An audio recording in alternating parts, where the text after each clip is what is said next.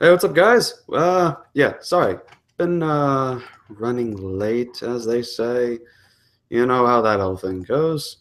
Um, anyways, yep, this is Ask Christian Anarchist. We are live. This is number 35. Hey, that kind of rhymed, didn't it? Anyways, besides from being off time, we are trying to do our best to make sure that this show goes smoothly. I've already invited some people pre-extra.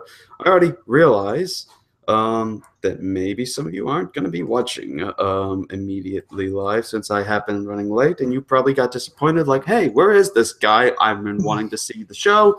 He's not coming on time. I got better things to do. Well, if you've been patient and you have been waiting, well, kudos to you. You truly do have the patience of a saint and actually had faith in me to put this show on. Anyways, so And without further ado, Steve what's up? McRae is that, and Steve Uh, McRae is running a pretty big hangout right now. True, but this may not be a. I mean, I'm not trying to attract every single individual from the great debate community or the Steve McRae circles. I'm just trying to do my own thing, and there's some people that may be watching in the live chat, which apparently says we have 3 people watching. Get the fuck in here, people. Well, you never know. You have maybe some of them are trolls. Have you ever thought about that one, Mr. Valentine? Have you ever thought that I might be a troll? Hmm, good point. You wouldn't be Huh? the only one. Let me get the mute. Let me get the kick out button then. You wouldn't be the only one. It's all There you right. go. All right, so. All right, so I'm trying to. The reason why I'm a little slow is I'm still trying to get the link out to some people that are wanting in, um, as well as just promoting the hangout in general. But for those who are watching, if y'all have a question, let me just do the whole thing for some who may be new, some who are watching. So the live chat feed that you may see, um, what y'all got right there is the ability to ask the question from there if you do have a serious question. So submit your question there, and I can read it and I will answer it. If Okay, I have Nate asking for the link, even though I technically have already directly added him into the Hangout, but we'll try that. Nate, get in here now. Right. Don't get in here. Jesus won't have favor on you.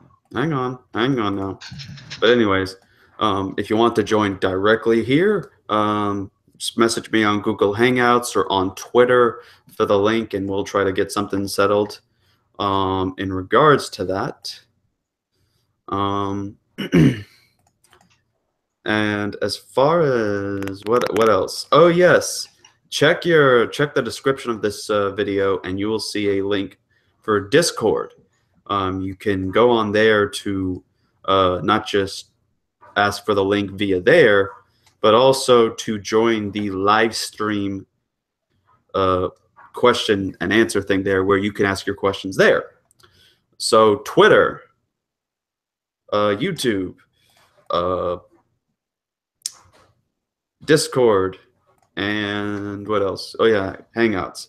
That is where I will be getting to your questions as well. So you want to join? Well, then let's get rolling. All right.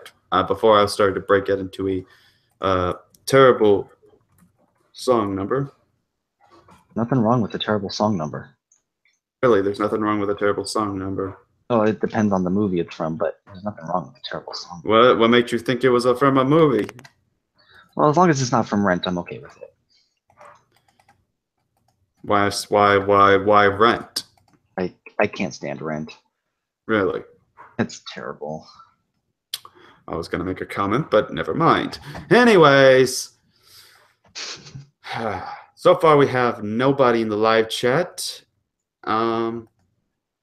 So until then, we are going to have to start with the brony in the room. So Yay! yes. So how about you give us a question? Well, originally I didn't have a question, but since that big old hangout with Kent Hovind and Crocoduck is happening, Hmm. what do you think about morons who think that the Earth is only 6,000 years old? Uh, I guess it would depend on set moron, because there's times that I mean, I don't care sometimes what they hold to, as long as they aren't making it as much as a big deal as Kent Hovind and Answers in Genesis normally does. Ugh.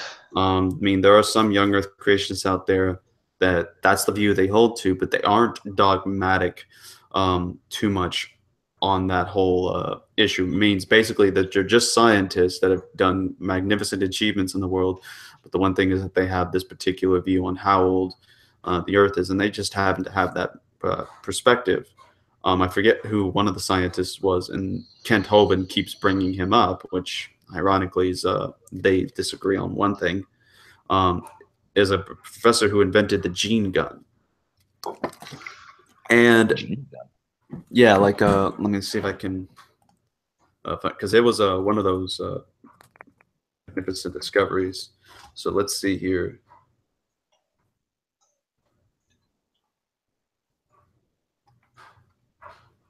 a gene gun, not having to put on my jeans one leg at a time, just shoot them No, off. like no, like Oh, genes, genes as in GE. a way to destroy my dreams, Christian. Not my fault. Blame science.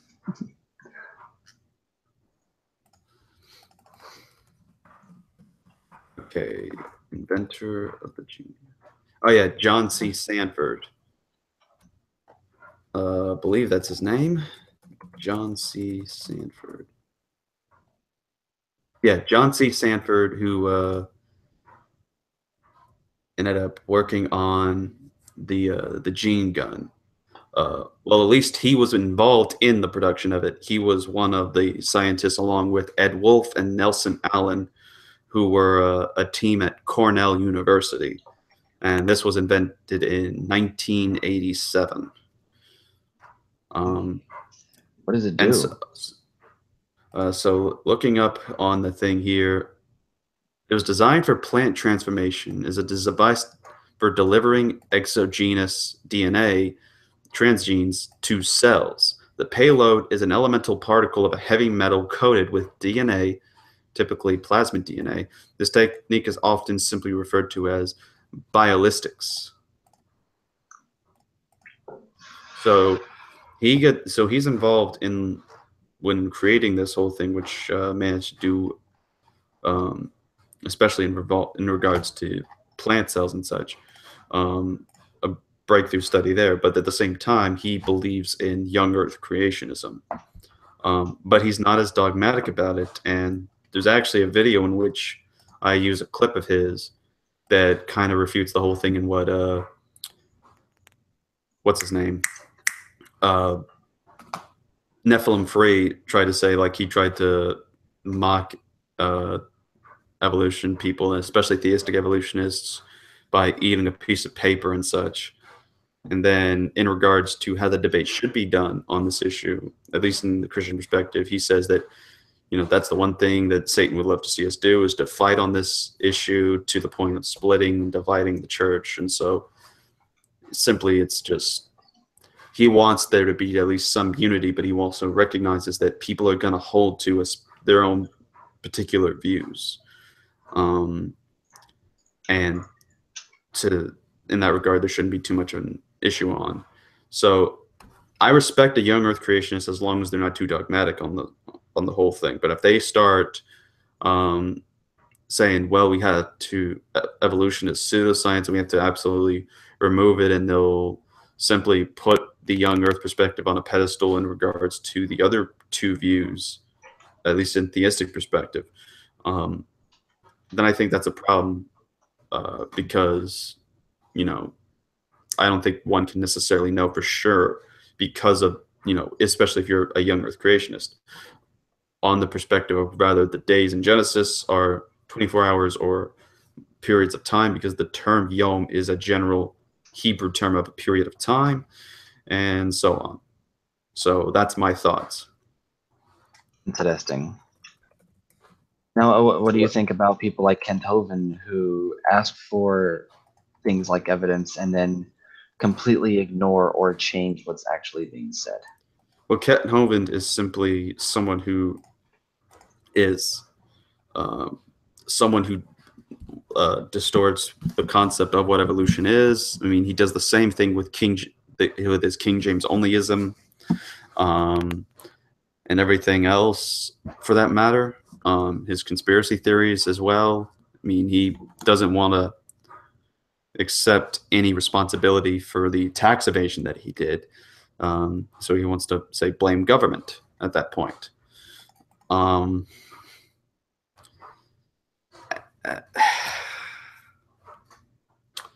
so here's what, to me, Kent Hovind is someone who, and this isn't even on about the young Earth creationist perspective, but he said that, in regards to someone was saying, you've made an insult of James White on the idea of King James onlyism. Why don't y'all at least have a discussion and reconcile? There should be no disfellowship on this issue. And Kent's like, I agree. We should not just disfellowship. All he has to do is agree with me that I'm right, and we can move on.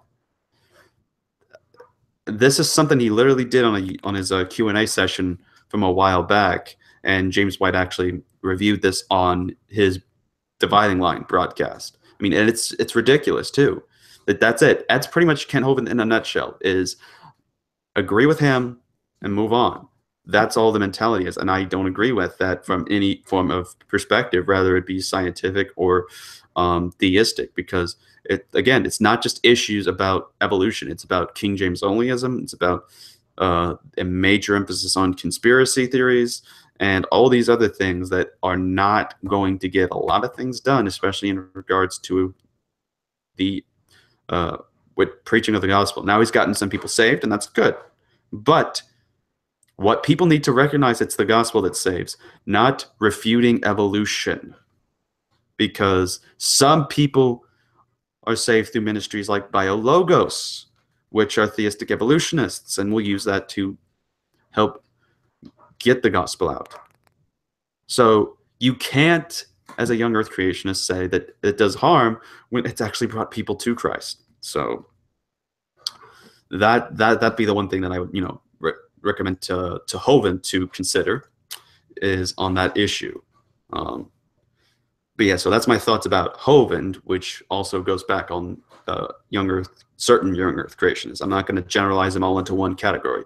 By the way, what's up, Redline? Nothing much. I got a ring on my end, so I was like, "Oh, I'm being summoned by the one and only Christian Anarchist." Well, holy crap! Yeah, how could I say no? That's funny because there's someone in the chat called Karate Cars. I don't know if they're watching, but you're getting a shout out right now. Who said the man, the myth, the legend, CA? I'm like, well, I'm actually, Okay. you know what? I'm actually going to save that and make a nice little meme or picture out of that, because that just sounds funny right there. Remember, memes solve all depression. So tell me, what's the topic for this evening? Well, it's Ask Christian Anarchist number 35, so that's how long we've been going with this series. So pretty much it's whatever you want it to be. Oh boy, what I want it to be. So is yeah, never you can good. you can ask me a question of whatever you want, but before you do, we got to get to Nate, because this is a first come first served order basis, and Nate did come before you did. That's fair. Right. So Nate, how are you doing? My favorite penguin. I don't know what species of. I think it's a royal penguin. Not sure. Don't really Well, have if you're royal, I will lay out the red carpet. All right. I don't really have a question right now, but I'll try and think of one for later. All right. Well, in that case, then, Redline, it is your turn, I guess. Wow, that was fast. I didn't even think of a question yet, but I guess I can pull one out of the air. Well, if you want to take your time thinking of one, I can. Oh no, I've thought of one. I've thought of one already. All right. My what you brain's got? very fast as far as answering questions. Providing answers is a different story. We're not going to talk about that anyway. So when it comes to like evidence, we had a conversation on Zubby's channel when it came to what can and cannot be called evidence. And essentially, I was going to ask you this. You know, I understand that it's very good to have an adjustable standard when it comes to what can and cannot be called evidence. Otherwise, we'll be excluding some things that some people want to bring to the table, which is never a good thing. However, would you call an argument with demonstrably false premises or an argument with incomplete premises as evidence? This would kind of be like going along the issue of a lie. Like, if I lie to you, would you call that lie evidence for the thing that I'm lying about? Or if I try to make an argument and I purposely omit some facts that kind of change the direction of where my argument could go, would you consider that evidence? Yes or no, and why? Okay, you're gonna have to definitely help me out with that one, because I'm trying to. So, essentially, how low does your bar go is what I'm trying to say. How low does your bar go when it comes to what can and cannot be considered evidence?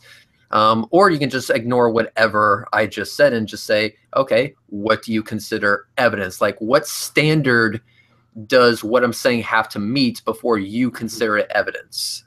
And, you know, what's your threshold? Okay, so I don't think, because I heard you mention lie at one point, and I don't think we can say lying in any general sense, or a lie in general could be considered evidence of something. So I'd think, of course, that's why evidence means something that is true. So in order for, or at least something that supports something that's true. So obviously the standards for that would have to, if I could try to, if I'm trying to put a standard on that, where my bar is at, I'd say the standard is at least having to meet at least one of these criteria. Something we could see, something that can be testable, something that has value or merit, and I know there was a fourth one that I had in mind. Something like relevance. Yeah, and I think that, because that would bring a good point, is the fourth point being relevance. So not having to meet all of those at the same time, but at least one of them, because then I think that even if we can't sometimes get to all of them, at least we can have a good starting point and, you know, work with what we can until we find out more about it. Yeah, there's a follow-up to that, though. Because you mentioned like what the bars in adjustable bars and whatnot. I was thinking that when it came to evidence and what could and could not be considered evidence, and I make an argument for something, an argument can be considered evidence in some respect to you, correct? Yes.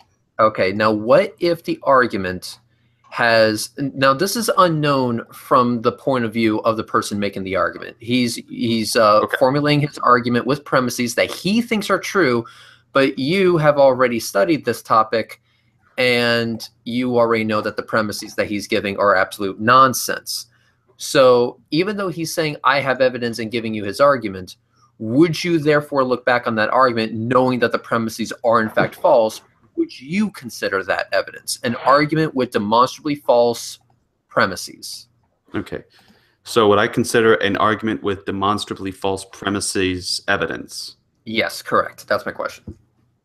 All right. So just so because I want to make sure I answer this accurately. So when you say demonstrably false premises, yes, that means things that just, these premises are, they just can't work in reality, that they contradict. Yeah, it's kind of like okay, going to deductive reasoning here. All men can fly because they have wings on their back. Christian Anarchist is a man, therefore Christian Anarchist can fly because he has wings on his back. I think you can figure out which one, that would be a terrible one. Is false. I mean, I don't think I have to go into details on it, but yeah. But you know, for some reason, and who knows why, He thinks those premises are true. Therefore, he's making the argument. We are just going to say that he doesn't want to appear like an idiot. He doesn't want to give you an argument on demonstrably false premises. But you know, because you've looked in the mirror or you've tried jumping off a building. I don't judge. If you tried jumping off a building, I don't judge. You do you. But you know you don't have wings on your back. You know you can't fly. Right. So because of that, you know that this argument is false. It has demonstrably false premises in it. So would you consider that evidence, even poor evidence, for what he's trying to prove, which is men can fly because they have wings on their back? I mean, I think the way that the premises are focused on, they don't line up, and therefore I wouldn't accept them. I mean, same thing, for example, with arguments for the existence of God. I think that Anselm's argument Anselm's ontological argument is actually a terrible one, and many Christians in his day agreed that it was a very terrible argument. Because if you're going to say that, let me see if I can actually get the argument, because I don't want to misrepresent it. Yeah, and so just while you're getting that, let me just say this again. So the argument would be, just one more time, just so I can sum up the question. If a person comes to you with an argument with demonstrably false premises that are like Christian anarchists can fly. He can fly. The reason I know he can fly is because all men have wings on their back, Christian anarchist is a man, therefore a Christian anarchist can fly. You know that, one of those premises is demonstrably false, therefore the conclusion cannot be true, but he's using that as an argument. And so I'm wondering, would we consider that evidence in any respect? I mean, even going so low as to call it really, really bad evidence. I don't think we should even use the word evidence, even with the word, or even with the term really bad in front of it. I wouldn't even give it that much credit. My question is, would you? Right. I mean, if something is a bad argument or has bad evidence for the thing, I wouldn't. You wouldn't consider it evidence. Okay. Right. So, and here's the Anselm argument is, God is the greatest thing, and I'm just quoting this based on what I saw in Crash Course in their philosophy segment on when they started getting into the arguments for existence of God. He basically something like, God is the greatest thing we can think of. Things can exist only in our imaginations, or they can also exist in reality. Things that exist in reality are always better than things that exist only in our imaginations. And if God existed only in our imaginations, he wouldn't be the greatest thing that we can think of, because God in reality would be better. Therefore, God must exist in reality. This was Anselm of Canterbury's idea and for arguing the existence of God. That was his evidence, basically, via philosophy. So then, so one scenario put out, and actually it was from someone who knew him, was, well, the best island I can imagine is one where I can swim and relax at a tropical beach and ski down a snow-covered mountains all in one afternoon. I can imagine it, so it must exist. Otherwise, it would be the best island, or otherwise it wouldn't be the best island. There would be one better, and that one would have to be real. And so when he proposes that, he's basically, Anselm is just like, the argument only works for necessary beings, of which there is only one, which is God. So you kind of have, this whole back and forth thing on that. But again, like I said, I think his argument is terrible. I think you have more along like Thomas Aquinas, some of his arguments are good. And the Leibnizian cosmological argument I think is better than even the regular cosmological argument, because it actually goes into a lot more detail explaining the cosmological argument better than the Kalam one tends to do. So I think there's good and bad arguments. And the thing that shows why it's a bad argument and kind of disproves why it can't be used to support any idea of an evidence of something is that the propositions are false or flawed and are not going to be able to be consistent with reality. So I'm trying my best to make sure I don't stumble and just ramble too much as if I'm true empiricism at this point. That's a a good standard to aim for. I'm proud of you. There you go.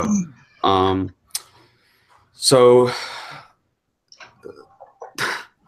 Nobody wants to be a true empiricism. sorry for laughing. I just saw Oliver's in the live chat.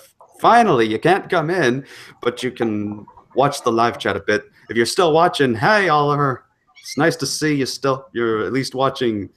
You radical fart squirrel. Anyways, let's go. Continuing on with the question. Yeah, I mean, if you can't demonstrate through some sort of empirical evidence, or at least through basic reasoning, your case for something, rather it being true or existent, then I doubt you can actually call it evidence. Correct. I don't think you can call it evidence, or and it can't be true, basically. All right. So just to kind of sum it up, a lie is not evidence, nor are arguments with false premises, like the example I gave you with the people having wings on their freaking back kind of thing. Okay. All right, cool. So that was my question. Next. All right, next. We have people that are in the live chat that wanting to get their questions up, and since we are having a very short amount of people in here at the moment, feel free to invite some people, by the way. Oh, yes, that's right. Sister is probably watching it. It's like, CA, if you don't invite me in here, I'm going to strangle you. Again, I am forgetting people. Okay? Sorry. There. I want to make sure to get to one particular person by the name of Spoken. Okay, so question from Spoken, since he doesn't have much time on here and is still watching, hopefully. What do you think about the historical evidence regarding non-mammals evolving into mammals?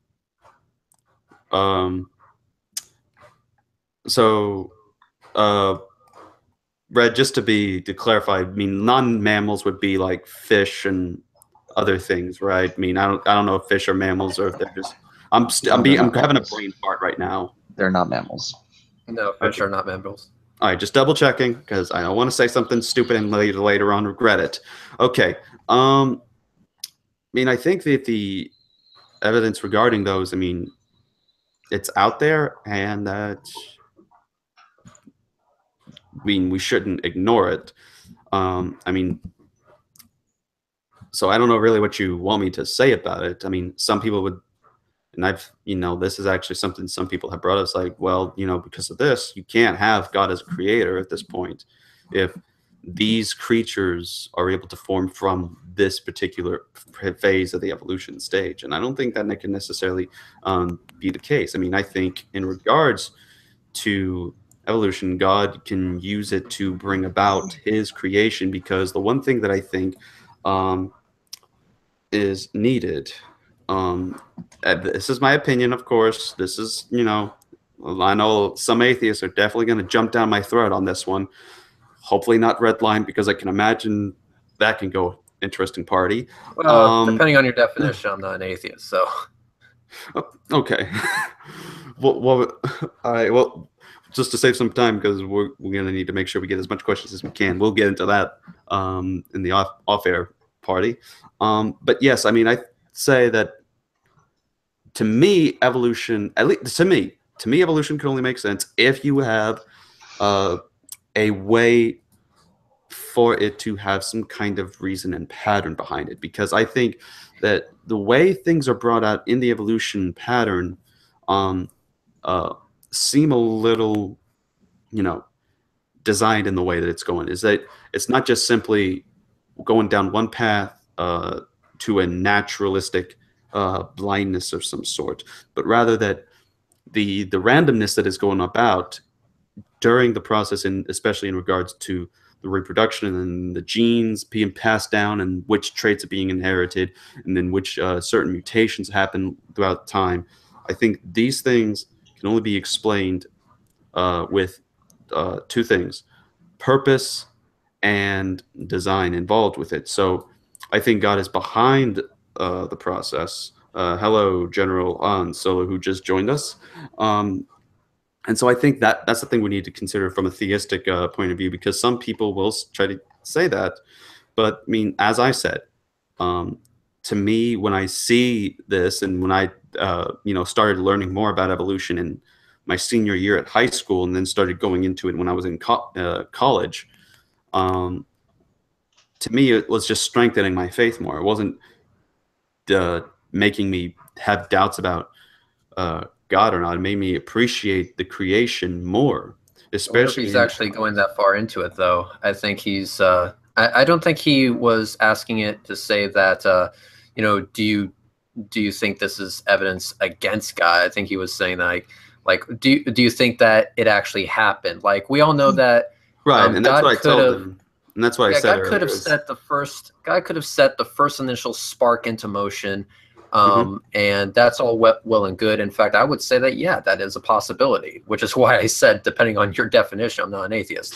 But Right. when it comes to like evolution actually happening, God can use it to his advantage. This could all be part of God's plan to begin with. But I think the question was, do you think that the process of evolution actually happens, given the evidence that we have? Maybe that's what he's asking. Right, that's what I said earlier. Is I believe it did, because I mean he's saying that, and it sounds like he's almost saying it too, because he says the historical evidence, meaning that you're implying by saying historical evidence that it happened and that it's historically known or something. I mean, that's what we need to be careful with if you are trying to say, if it's true or not on that matter. So, but like I said, for some people, I think that if we are going to take that position, we can't, be ones in doubt and such. But yeah, he was saying that you were correct in what you were saying about how the question was raised. But yeah, as I said earlier, huh? I said, yay. There you go. I thought you said, hey. I was like, he's not in here. But yeah, so hopefully that answers your question. Okay, let's see here. What other questions do we have? We had spoken. Atheist anime anti-social justice warrior. Who the heck is that? That's quite the fucking name. That is a very interesting name. Yes, it is. You think? Let's put it that way. Let me decent looking anime pictures, that's for sure. And the person subscribed to me a while back, it seems, as well as subscribing to The Blaze and Logan Paul. Guess I'm that entertaining. All right. But yeah, I'm not. Let me put it this way, because some people, when I'm going against some of the social justice warriors out there, I'm not against social justice, but there's a reason why we have a term with social justice warriors. I mean, if you are an actual warrior for social justice, I mean, then power to you. But I think that some people that carry the mantra of social justice warrior, they get that because it's a same derogatory term in the sense of fundamentalist. When you call someone is a fundamentalist Christian, they're usually referring to people that are just extremists and super literalists and hold to very wrong ideas.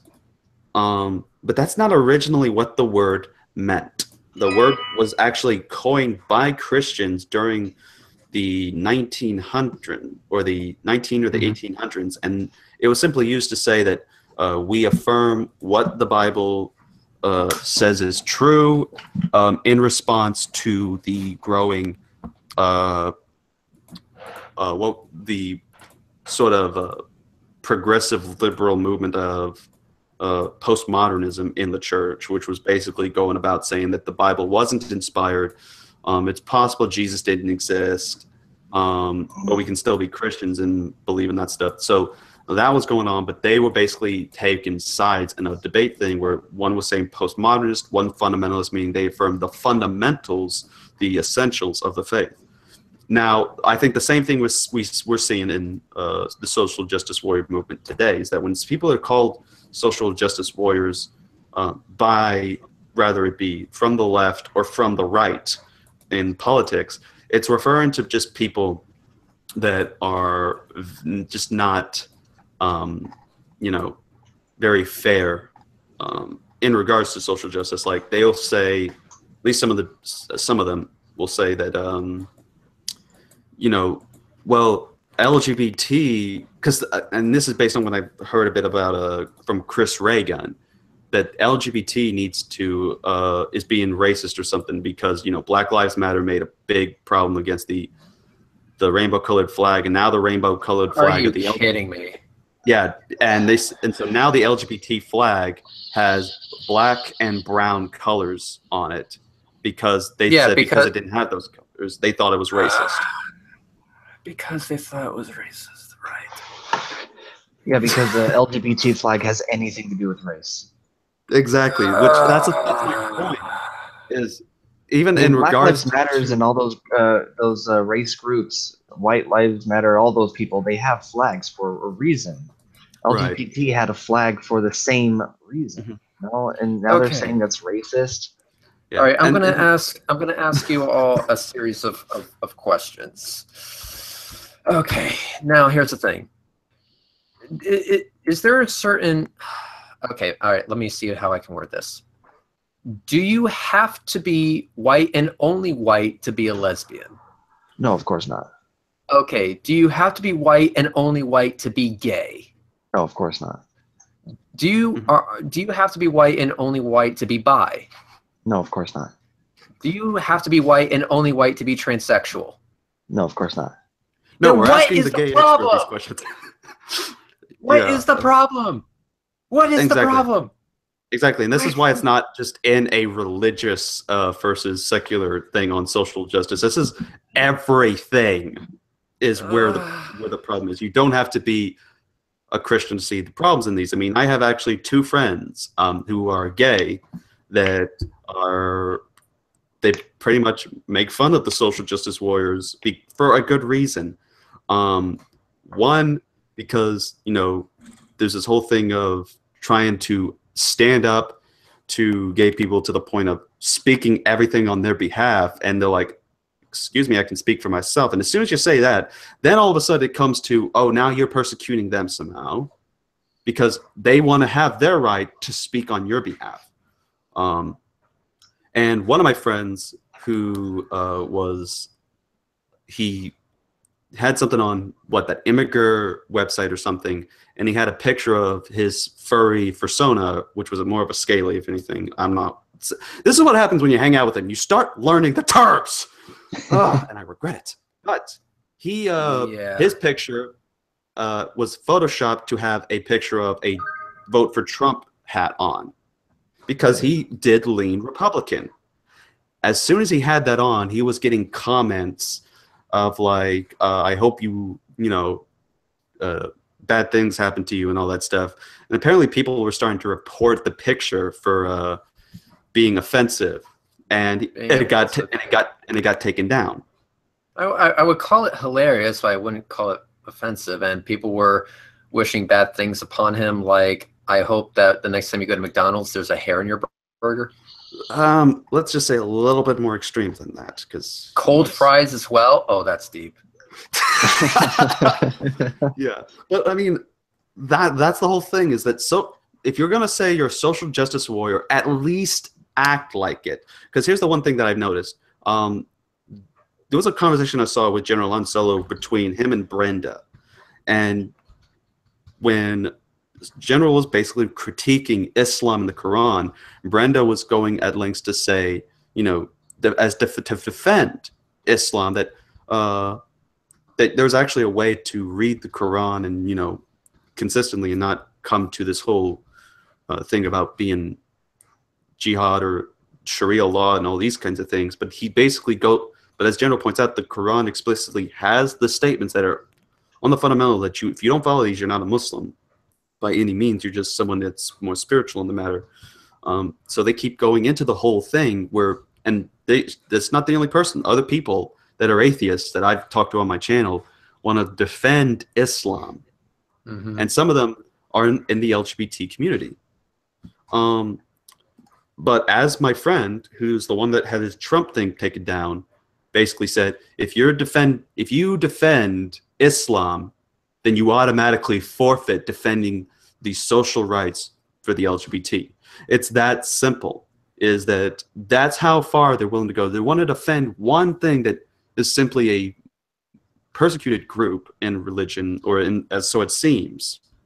But as a result, if they do that, they're going to then have to forfeit defending LGBT rights, because it's not just the Quran that says that they're bad people, that they're sinners and such, but the Hadith, which is the sayings of Muhammad, which they would call the Sunnah, is the way in which we should model our life after the Prophet.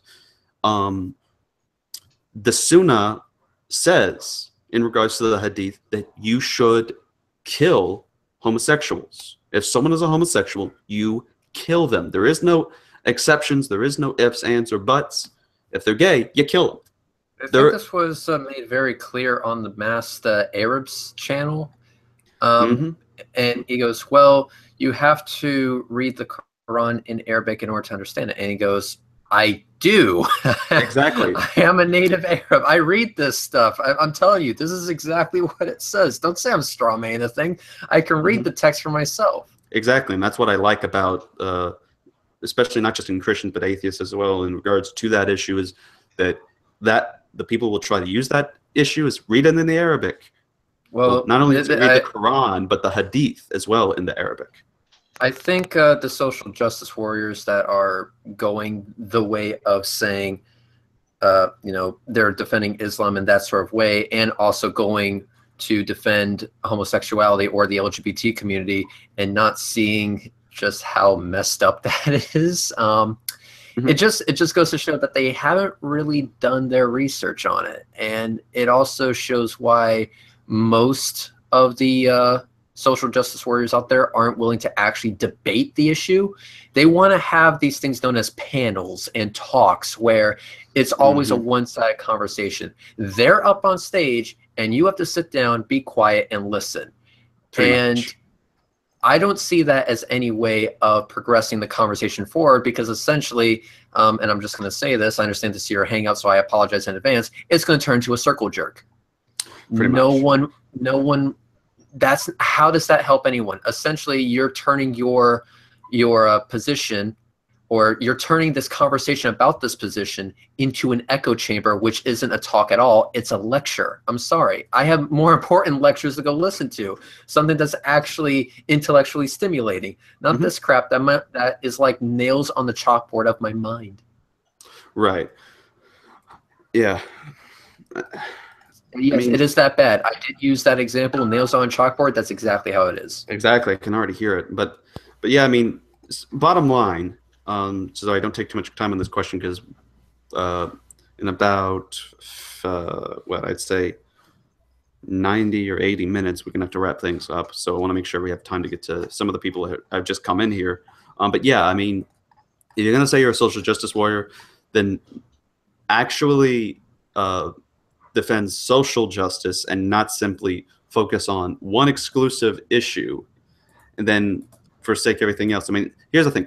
I think if you want social justice, promote equality in the sense that we can agree to disagree, but at the same time, what you need to also do is, if someone makes a statement that is going to conflict with social justice, then actually defend it as well. I asked you the justice, not agree with every specific thing just for the sake of being on par. The being on par part is the thing that gets me. I asked you a question similar to this before, and then I'll shut up because I know other people want to talk. But remember Remember when I asked you a question a while ago about, what would happen if you ruled the world and everything? I don't even remember what the context was. Just you would rule the world. You're the master of everything, so whatever you say goes type of deal. Well, I'm going to put you back in that position again. Would you eliminate all like mandatory trigger warnings and safe spaces in like universities and stuff like that? Would you just have that thing just destroyed outright and be like, no more safe spaces, no more trigger warnings, grow with some sick of it? Yes, history is rather messed up. History is messed up, but talking about the civil rights movement is not racist.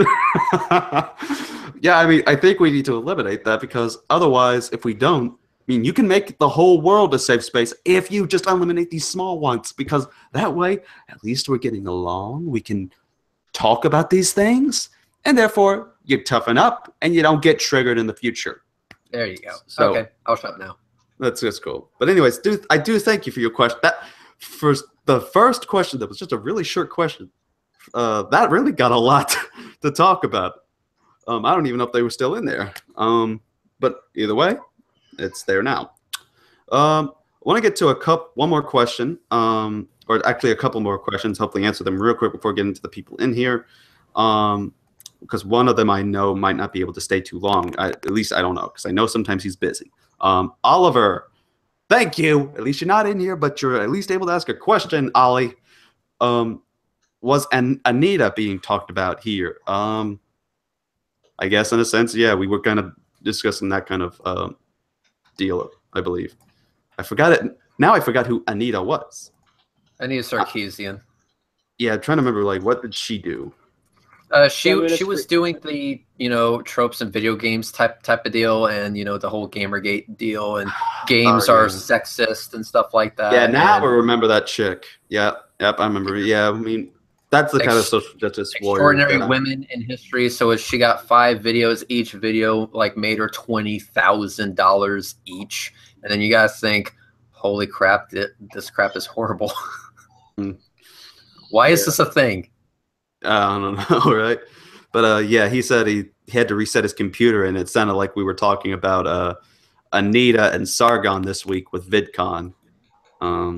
I'll have to look into that story after this, because this sounds like fun. What was that? Just briefly. Sargon went to a talk. Again, a talk, that one-way conversation that doesn't solve anything. Went to a talk that Anita Sarkeesian was on the panel. Sargon was sitting in, I guess, the front or the front row or the second row. Wasn't saying anything. He was just there. And Anita said something along the lines of, if you Google my name, you see jerkwads like this guy who's making these dumbass videos, and I hate to give you attention, but because you're human garbage, like whatever. And Sargon's plan was just to go there and be like, I was just sitting here. I just wanted to talk when you were done. And here you are calling me a jackass. What's wrong with you? Are you triggered just by my presence? Right. Exactly. Say anything and they're triggered. Right. So it's those kind of people that they need work and need to actually get some lessons from actual social justice. When you can get triggered without somebody saying anything, you got some problems. This is one of those instances where I can kind of see both sides, because I guess apparently if you go into like their social medias and YouTube and all that stuff, he was actively harassing her and actively trolling her and all this stuff, and he didn't just show up. He showed up with a big ass entourage. So I can see both sides of it. She could have been better about it and be more professional and be like, just ignore the situation. But at the same time, him coming in with a big ass entourage after a big history of recently harassing and trolling her, I think he probably was there with some sort of motive. This wasn't necessarily a plan of his. You got to keep in mind this event that they went to. I don't want to like get too much. I don't want to cut y'all off, but I want to remind y'all we're gonna need we almost have like about an hour left of the show to get to everyone else's. Okay, then let me just take 10 seconds. So it won't take any more than that. So Okay, 10 sure. seconds. This event that they went to was VidCon. This wasn't some, social justice warrior only grouping. This was VidCon, where many YouTubers who actively create content go because it's VidCon. That's what it's there for. So for her to expect the space all to herself, I'm sorry, that is an expectation that you just cannot be justified to have. If they wanted to sit quietly in the audience, they're allowed to. And since they were being respectful, regardless if it's people you don't like, so long as they were sitting quietly, they were respectful, which was in fact the case, you have no right to jump down their throats like she did. All right, done. I can agree. All right, so let's all right, so thank you all for that question. We're gonna answer one more question in the thing, and then we're gonna focus on all the people in here because we get some people stacked up, and we really need to get to them before the end of the show. By the way, Master Zemnis, you're talking about Discord. Just remember, there is a Discord link in the description box you can join for this whole thing. That way you can also get updates. But anyways, Karate Cars asked, what is my thoughts on the doctrine of annihilationism? I'm not going to say it's heretical, just rather heterodox, because I can understand the points they're coming at with it. But if you're going to make it dogmatic, if you're going to be dogmatic about annihilationism, then I think that's a problem, because the issue about the issue about Christians on hell is that we have to agree that it's eternal. That's where the place is. It's eternal, and all these other essential things that traditionally have been understood by the church, as well as what the scriptures clearly read in its language, not just in the English, but the Hebraic and the script and the Greek scriptures. So we need to be keeping in mind on that. So my thought on the doctrine of annihilation is, as long as you don't make it a big deal, then fine. I mean, they think it's a heterodox issue. It's not too much of a big thing, in my honest opinion. Only when you take it to such a dogmatic extent, because the thing is, traditionally everyone's held to be in the eternal position that I take, not the temporary. Then you're puffed up into ashes and dust, as well as your soul, on that matter. So that's all I have to say about that, in the words of Forrest Gump. So now we're going to get to the people in here, because some of y'all have been patiently waiting. So going to Nate, because he said he has a question. Nate, what's your question? What is Molinism, and what do you think of it?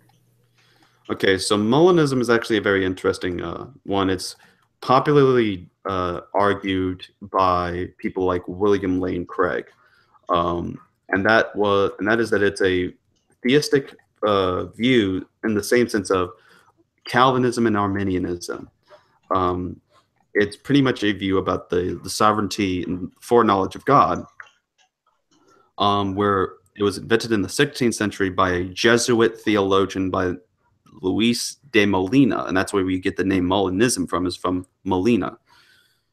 And it's basically the idea that, you have God being sovereign of his creation, but at the same time preserves and allows human beings to have free will in what they do. But the key thing is also this middle knowledge. That is very important part of it, because it basically says that God has this middle knowledge in which he knows he'll put them in these decisions, knowing what they will do, meaning he knows exactly what they're going to do, but at the same time he also gives like this sort of libertarian free will, as in they have the ability to do this or to not do this. And so basically that's as much as I can try to explain it in a nutshell what Molinism is. I think that philosophically speaking, it has problems, and if you're not too careful, you can actually sort of argue more for Calvinism in that respects if you're not too careful there. That's what Molinism is in regards to the doctrine and what its teachings are. If you want to learn more about it, William Lane Craig actually has done some extensive lectures on this particular issue. All right, thank you. No problem. All right. Up next we have. Oh, by the way, hello, sister. I'm digging the new picture there. Hi. Aye. Yeah. I heard the term social justice warrior, so I thought I'd drop by. Oh, What have I yes. done? What have I done? What haven't you done, Red? I made that rainbow before it was cool or well known. Here's my picture. Wait, what? Wait, what? Oh, picture from Society 6. Rainbow Oh, except art. it's different. Let's see here. Oh yeah, the rainbow with the black and the brown on it. Yep, that's pretty much it. I think they took it down on my Redbubble account. I'm wondering. Oh, why? I'm not. I'm wondering if it might be that reason. Mm. I don't recall putting it up. Wow, that's. If it's true, but it's set in Australia though. I don't know if they're that strong about the LGBT community either. I'll have to ask General. He's from Australia, so I have to ask my favorite Aussie. But anyways, Anase, you have a question. My favorite pixelated figure of Wonder. I was wondering when someone would notice that I exist. Can you hear me? I can hear you loud and clear. We all noticed you exist. We just didn't care. Aw, that's all I asked, that I be noticed. There you go. Your senpai notices you. Anyway, I actually didn't know that this was an Ask Christian Anarchist when I first joined, but I figured that out along the way. So I thought of a question, and it's, what are your views on morality? Are they objective, subjective? Do they come from humans? Do they come from God? You know, that sort of stuff. Right. So, does my view of morality come from God? Right, like, is morality based in God and cannot come from humans, that sort of thing? Right. Or rather, they can be justified from humans, but they can be justified from God. That's the sort of question. Right. I think that they're justified from God because, as this is my take on it, that the scriptures say that the law is written in our hearts, and that as a result, the reason why we can say things are wrong, such as, you know, the rape was wrong or the murder of somebody was wrong, was because that we have this innate knowledge of right and wrong. And though sometimes some people aren't aware of it, I mean, for people like us that, you know, born again and such, and we see the scriptures and such, they point out the reason why is that we have the law written in our hearts, meaning that that when we were created, we had this capacity to know right and wrong. At least, of course, when we get to the age of accountability, we start to have that distinction. And as a result, you know, whenever we see something that's being done, we can say whether or not if it's good and we like it, or if it is wrong and we object to it. So that is my belief. That is my answer as to what I believe in regards to more on where I get the morality perspective from. I believe it comes from God. All right. Can I ask another question? Could you ask another question when we get to you in another segment? Because we want to try to get as much people as we can. But if we have time, then yeah. Then of course we also have the off-air portion. If you're still around. I may or may not be. When you have the off-air, let me know. But I'm actually going to dip out, and so. But when you do have the off-air, send me a link, and I may hop in. But if not, then in the meantime, Christian Anarchist, I hope that you never have to face the hardship of having a hair in your chili dog. I've already had that hardship, my friend, and it was terrible. It was the worst. May it never happen again. May it never happen again. All right, may it never happen. Peace out. I like a good chili dog with hair in it, if you know what I mean. Okay, moving on. This is why sometimes I doubt inviting you, Please Mr. explain it to me. Well, I can't. He tell needs anymore. it explained to him. I gotta explain it to him then. No, you can't explain nothing. Go on to Christian Man for a question. Okay. I have a question. How do you deal with stupid people online? How do I deal with stupid people online? Who do you call stupid? It's all a matter of perspective.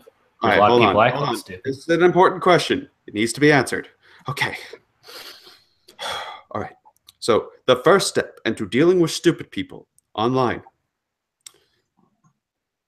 you grab a Bible.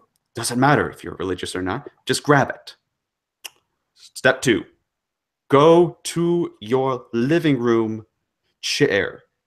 It can't be a couch. It has to be a chair. If you don't have a chair, buy one.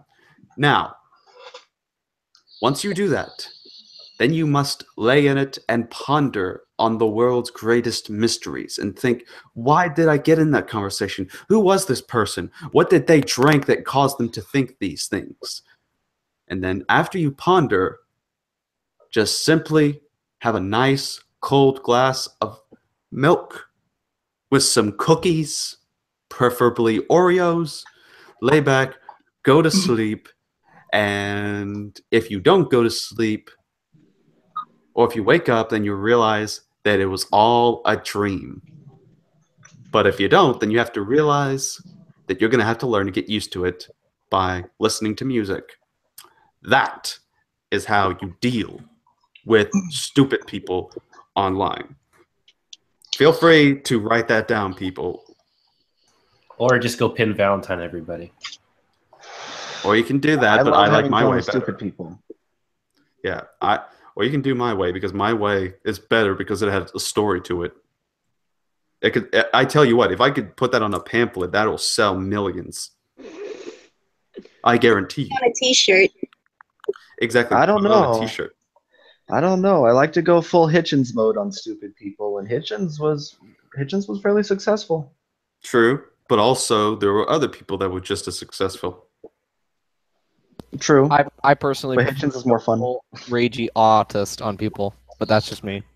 Anyways, well, thank you for your question, Mr. Man. I'm your. I was supposed to make like a joke out of this. I'm Christian Anarchist apprentice. Yes, because you cannot earn the name of Christian Anarchist Jr. until you've proceeded from Christian Man. That's how the rankings work around this place. And I'm the mascot. And Sister is the mascot. What does that make me? The side piece? Yes. That makes you a side piece. And by the way, I'm just noticing we're actually having some decent activity, or at least some people joining our Discord thing. So Berserk Blitz. Don't know who you are, but yeah, I mean, you seem like a cool dude.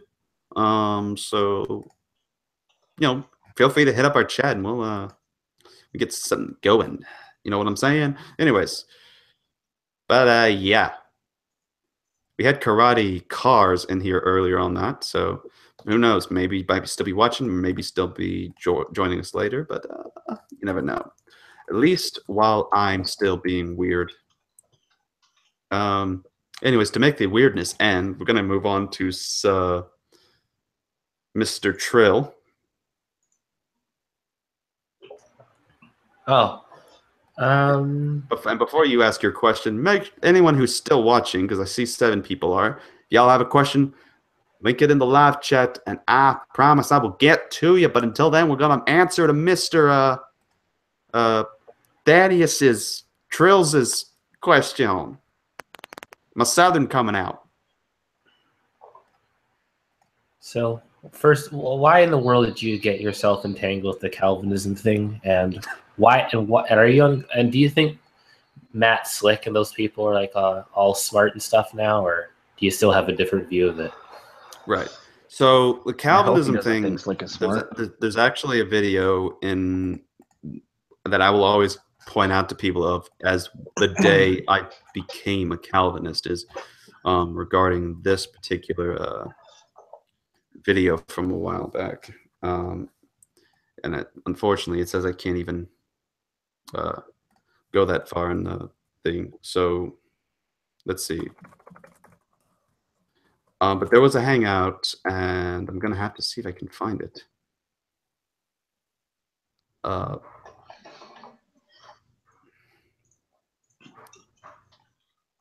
I'd say probably about around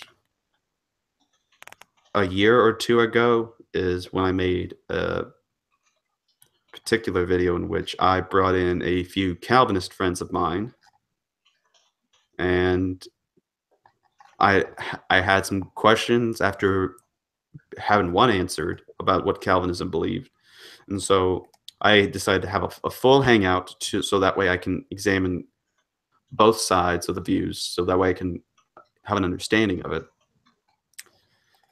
And eventually, I just thought Calvinism was more consistent biblically and that and philosophically as well in regards to how God operates.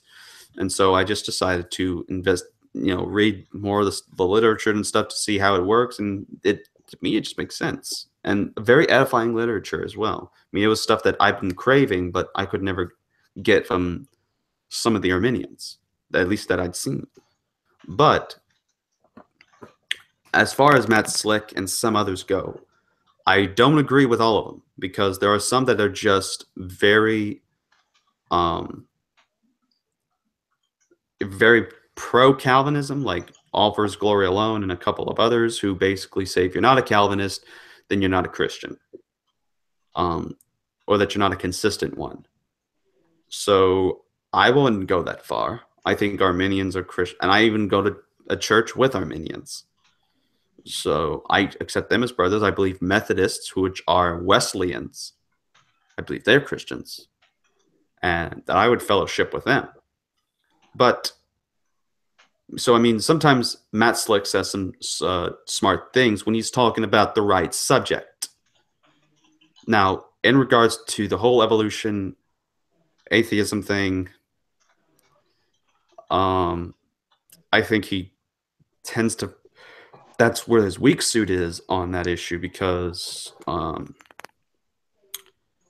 mean, he'll say some strange things. And I remember when they talked about evolution, Ellen G. White got mentioned, and it was somebody that was in there who said that didn't one statement from Ellen G. White indicate that she believed in theistic evolution, and Matt was like, yeah, I guess, kind of agreeing with him, and then said, so I guess Ellen G. White was the first to invent theistic evolution. And I'm like, facepalm mode, where are my face protection mitts? Because if anything, we know from her writings, I have the copy of The Great Controversy up in my shelf, and she was anything but for that. She was a young earth creationist because of her emphasis on the literalness of scripture, in which, you know, that principle caused them to believe that Jesus was literally begotten through a sexual process between God and Mary. So I mean, there were problems with that perspective that she had, and so she wasn't a theistic evolutionist by any stretch.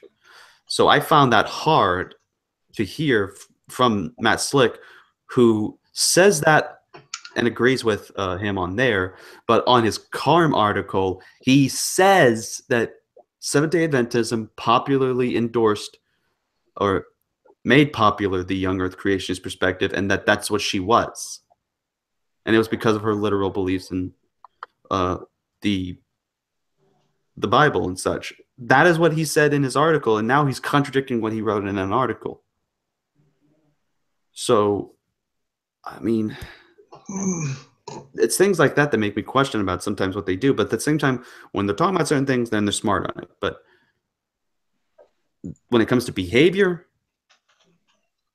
and subjective methods towards a certain subject, mean, if you're wrong, I'm going to say you're wrong. Sorry. I mean, as Christians, we should point out when some people are just wrong in their behavior and wrong in their answers. I mean, otherwise, when we aren't being Christ-like in the manner, in the sense that we have to allow deceit and lies at that point. So that's my 25 cents.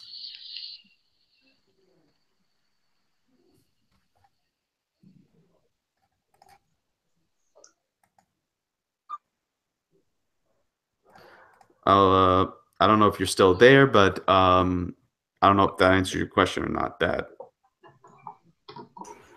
Well, I kind of stopped paying attention to a little bit of it, but I got the main gist, I think. Okay. Well, thank you for your question, Mike.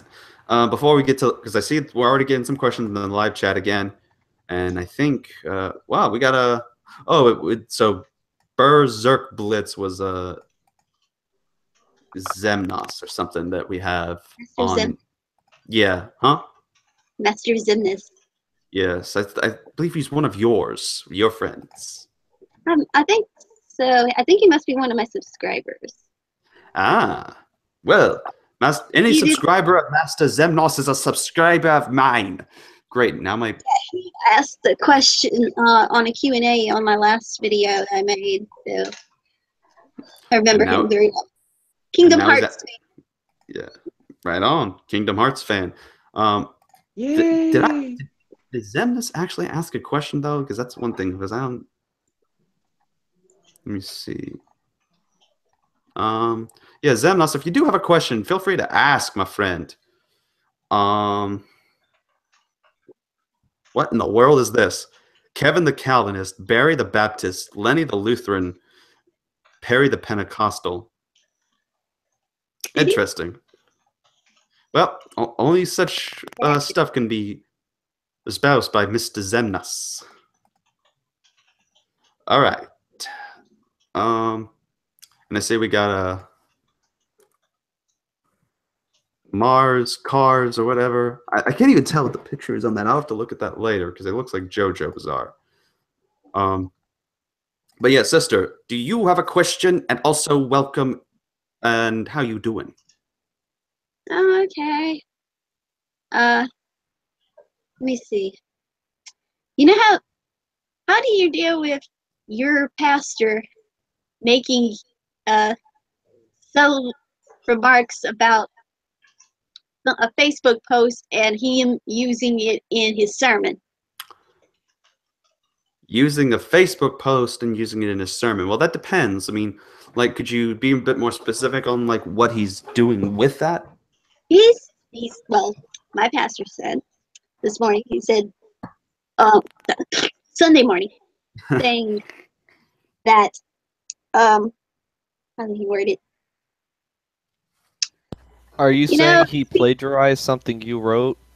No, it's kind of like a comment on, because I was talking about CA and some stuff that we do on here, and he said something in passing like, the Bible is meant to be life-changing and to study and change your life, and it's basically not to, study it just to get smarter or something to that effect.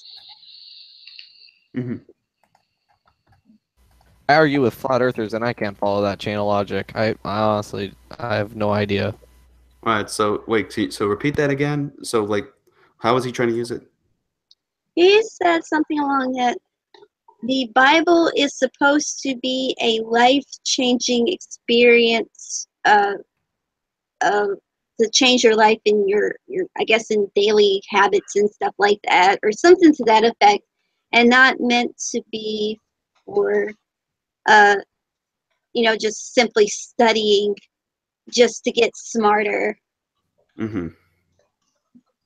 Well, it's a life change. I mean, so was that the Facebook post? That was his sermon. Mine was like, I was talking about you and what we do on here and stuff like that. So I kind of got the impression that's probably what he meant. I think he's basically saying you're supposed to use it as like a life-changing book, not to be a Bible nerd. Yeah, right. like what a lot of the Calvinists are. No offense. But you have Wesleyans too. So, but I mean, the thing is, yes, it's supposed to be a life-changing thing. But at the same time, especially if you're a pastor, you study the Word of God to know God and to study the teachings, especially in that way to help you develop the sermon to preach out, and that is to preach from the Word. I mean, the apostles, though they didn't have the complete Bible like we did, they used the Torah and the Tanakh in general when preaching. Because the verses that they would use had an emphasis on that was relevant to that day and age in which they were quoting it from. And they tried to show the connections, especially in regards to fulfillments of prophecy in Christ who had came and such. And now we have the New Testament. We have an even more powerful and effective way of getting the message of Christianity out, and especially in the pew. Mm-hmm. So if you're going to use a Facebook post for your sermon, I mean, it was mostly like a reply of, statements that I made and everything.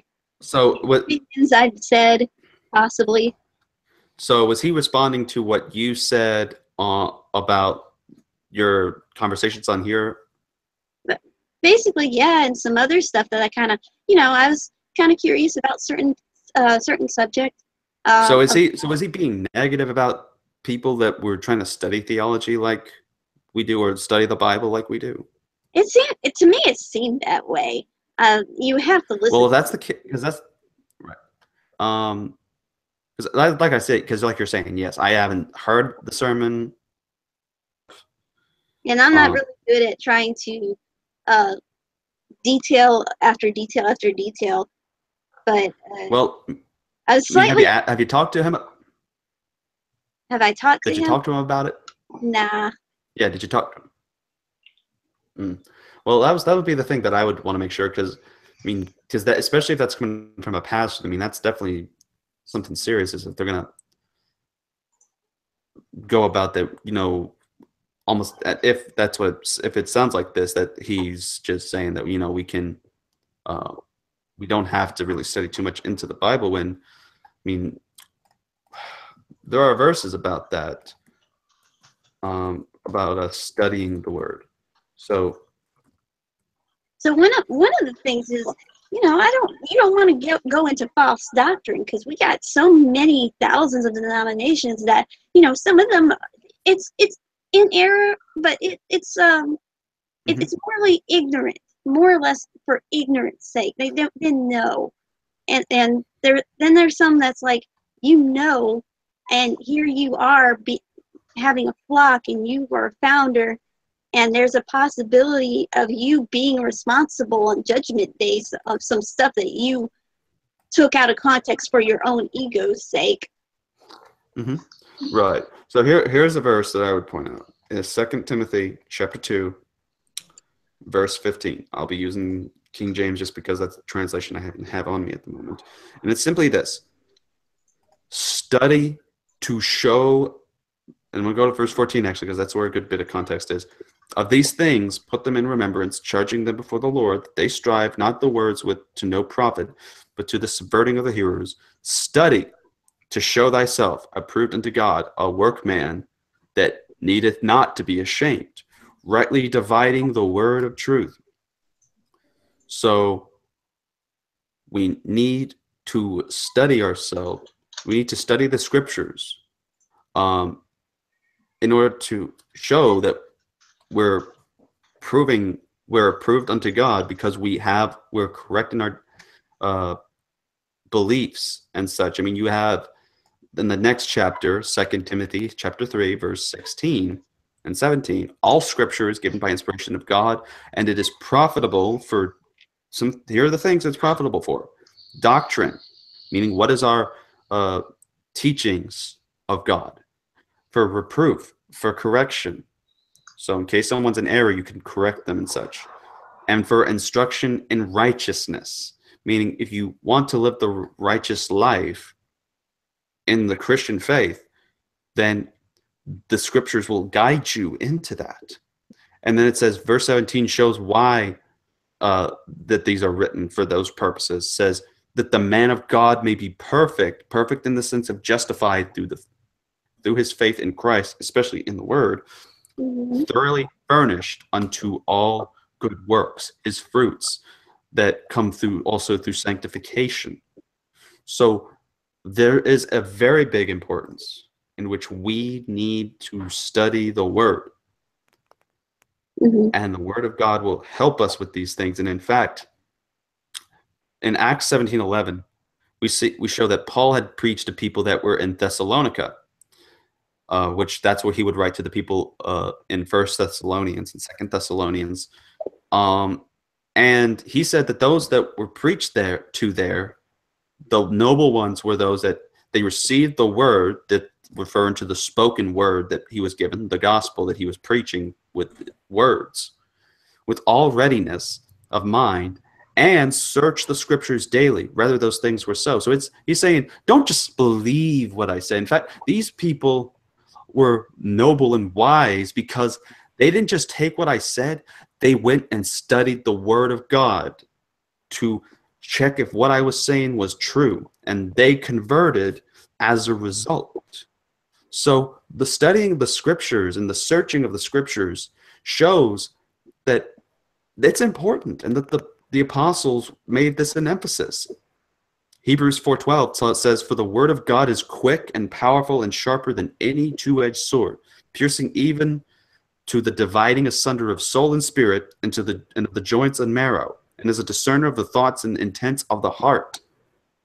So scripture is put on a very good deal, whether it be when we have word of God referring to the gospel or the word of God in reference to the scriptures. Both are very powerful tools in regards to not just defending ourselves in things like apologetics and such, but it's also for edification, to grow ourselves in the word of God.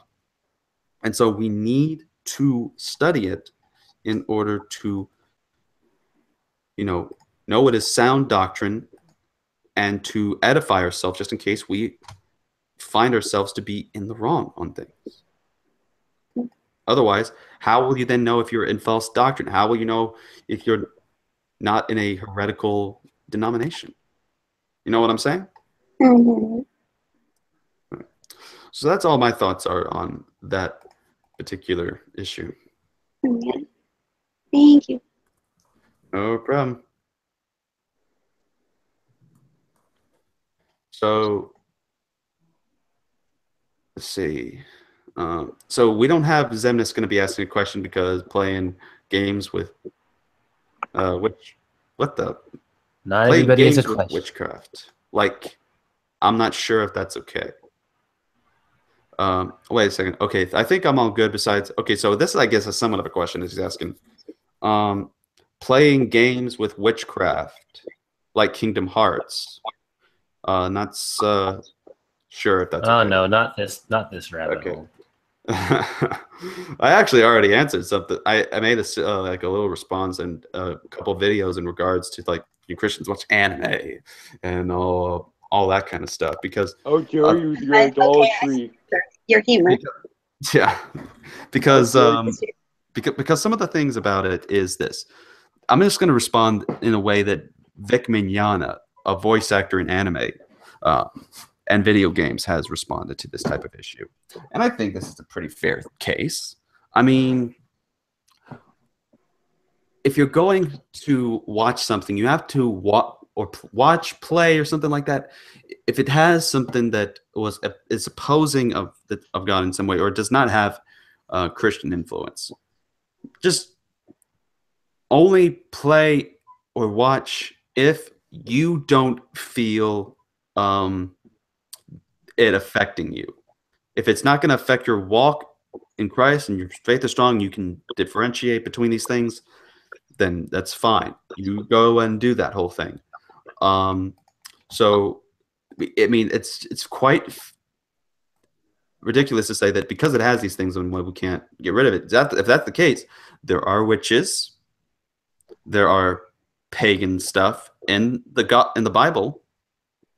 Should we then, as a result, no longer read the Bible? Well, obviously not.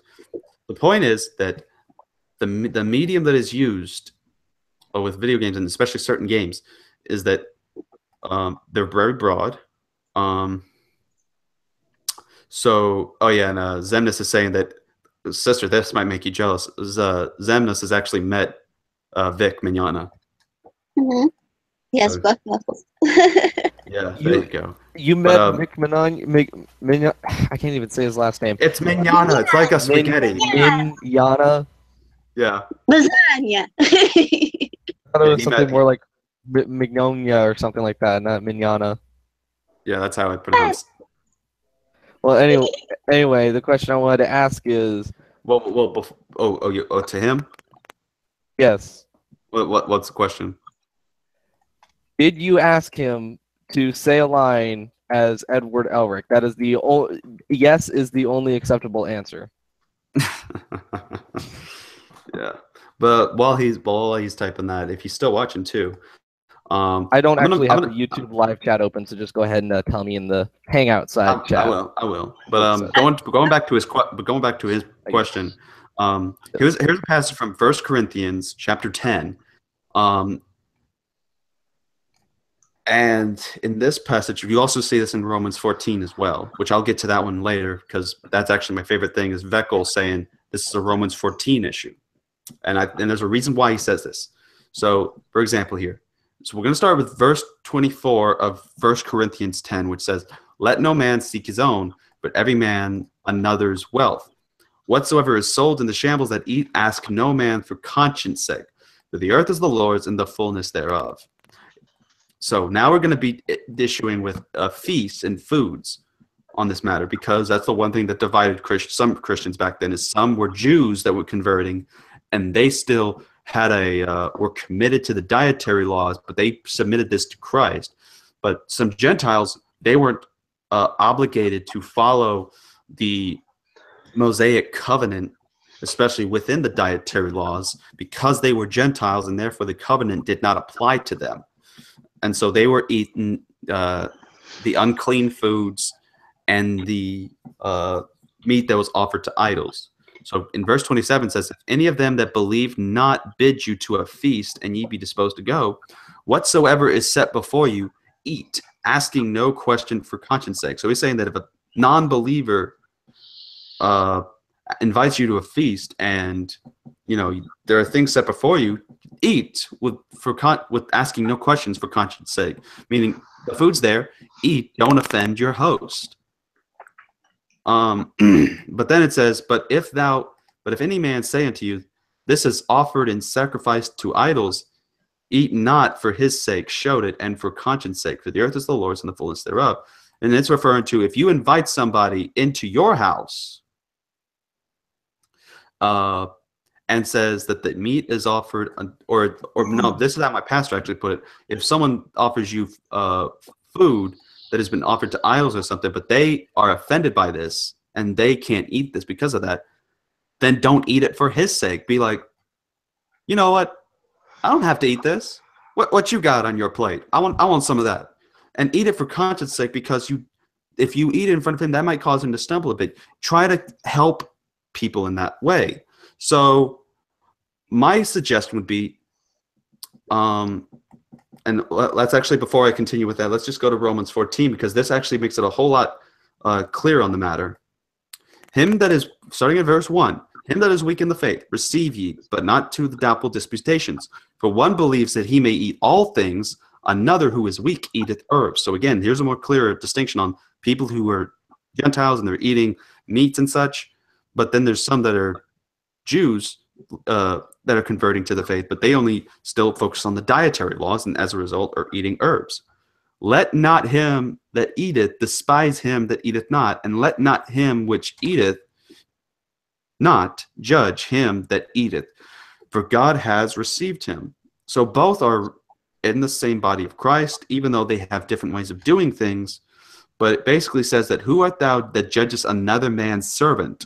Saying, who are you to judge God's one of God's followers in the church of Christ? To his own master he standeth or falleth. Yea, he shall be holden up, for God is able to make him stand. One man, then it talks about the issues about days of worship and Sabbath and Shabbat and the Lord's Day and such. One man can esteem one day above another, and another esteemeth every day alike. Let every man be fully persuaded in his own mind. He that regardeth the day regardeth it unto the Lord. And there's a key phrase there, regarding it unto the Lord. And he that regardeth not the day to the Lord, he does not regard it. He that eateth to the Lord, for he giveth God thanks.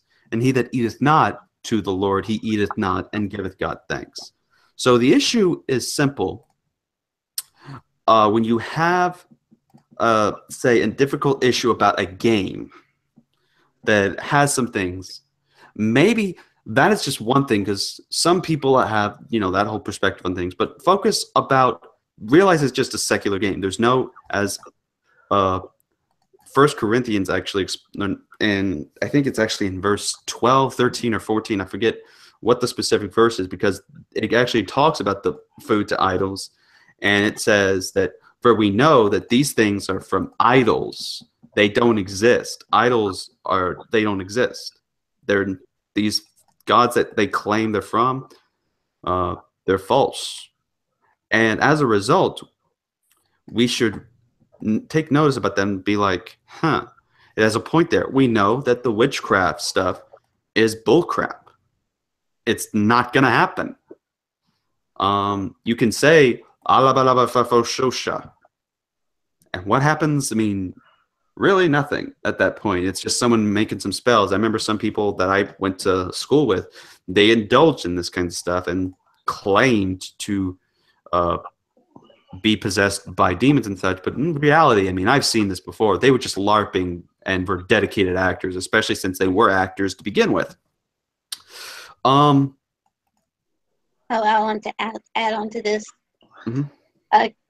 Not all things are lawful, but not all things are expedient. Exactly. That's also the popular thing. So if you can do this whole thing with playing the game without feeling guilty, but also still manage to somehow glorify God in what you do, then stick to it, my friend. But if you do feel uncomfortable doing the whole thing, then for your sake, don't play it.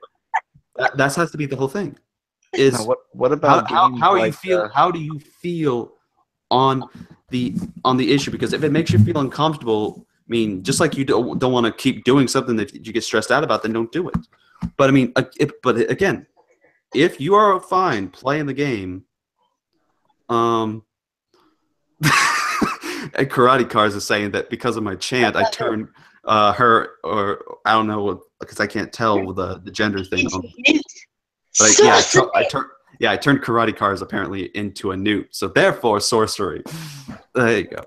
But anyways, yeah, if you're fine, if you're able to do these things, still having like a faith or something, then more power to you. Because I watched Full Metal Alchemist compared to Veckel, who used to like the show, but when he saw one of the pentagram drawings that they did, and it seemed more like the satanic pentagram, he just for himself couldn't continue watching it, and it was just for his own conscience sake. But he'd still say it's a good series, and he'd say that if someone else can continue watching it and not be offended, then power to them, and that they're not in the wrong for that. And so that's the kind of thing that we need to realize is, as Sister said, all things are lawful, and not everything is expedient. So, and it all depends on who you are in your walk and what turns you on and what turns you off in regards to that issue about what triggers you in that fashion. I'm pretty sure Pin will vouch for me when I say that's Veckel being Veckel, though. So. Well, that's the thing. That's every Christian in general as well. He's not the only one in regards to that. I mean, I can't watch The Devil as a part-timer because I just don't like the idea of the devil being the main protagonistic hero in that sense. So, but if someone else can watch it and get something out of it, well, then again, like I say, more power to him. But for me, it's just something I can't do out of my own conscience sake. What about video games like the Darksiders series that uses actual angelic characters and demonic characters from the Bible and you actively have to fight and kill demons and angels alike. Mhm. What about video games Well, like World of Warcraft, where you can play as a warlock who commands demons and uses dark magic, and you're playing in Legion, the Legion expansion, slaying demons? What Right. about D&D?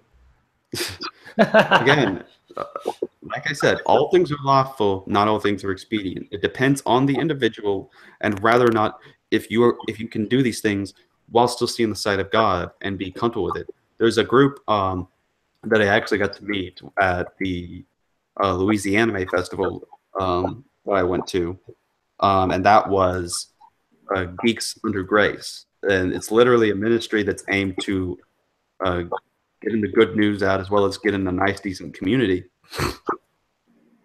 to the geek fan base, rather it be in comic books or video games or anime and manga.